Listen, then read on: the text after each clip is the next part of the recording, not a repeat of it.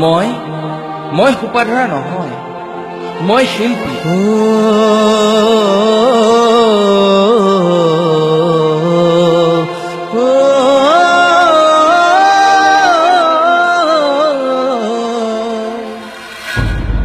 মোৰ মোনাখনত মোৰ গগনাটি পৰি আছে, এবাৰ মই বজাই দিওঁ, তেতিয়া তহঁতে বুজিবি মই সোপাধৰা নহয়, মই শিল্পী। মই দুষ্কাৰ্য কৰি ফুৰা, অসৎ উপায়েৰে অসমত সোমোৱা অনা অসমীয়া পাখণ্ডও নহয়। মই অসমীয়া, সঁচাকৈ মই অসমীয়া। মোক কিয় মাৰিছে সিহঁতে মই ধৰিব পৰা নাই। দিনৰ ভাগতে ফুৰিবৰ বাবে আহিছিলো তহঁতৰ কাৰ্বি আংলঙত, দুষ্কাৰ্যৰ বাবে নহয়, আজৰি সময় কটাবৰ বাবেহে আহিছিলো।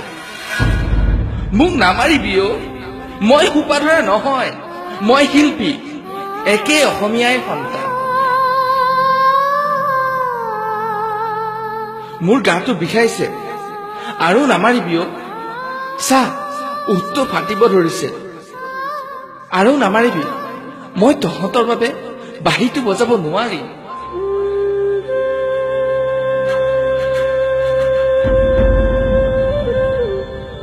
মোৰ ভৰিখনো ভাঙিলি তহঁতে, এতিয়াতো যাব দে, এবাৰ আমাক জীয়াই থাকিব দে। ভগৱান কি দুখ আমাৰ।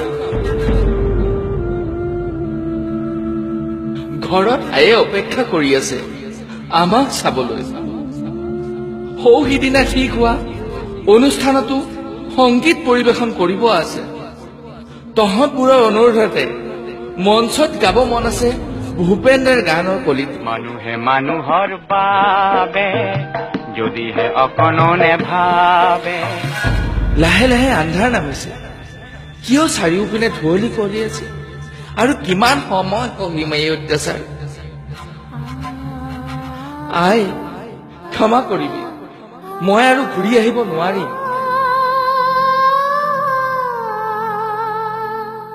অসমবাসীও মোৰ মৃত্যুত মোক পাহৰি নাযাবি। মই জীয়াই থাকিব বিচাৰিছিলো, মোক জীয়াই ৰাখিব লাগিব। মই সপোন দেখিছিলো, মোৰ সপোন পূৰাব লাগিব। পাৰিলে এই জীৱশ্ৰেষ্ঠ মানুহ কেইজনক এবাৰ বুজাই দিবি, মই সোপাধৰা নহয়, মই শিল্পী, মই অসমীয়া হয়, সঁচাই অসমীয়া। মই আছাম অসমীয়া হয়, অসমীয়া হয়, মই সঁচাকে অসমীয়া হয়।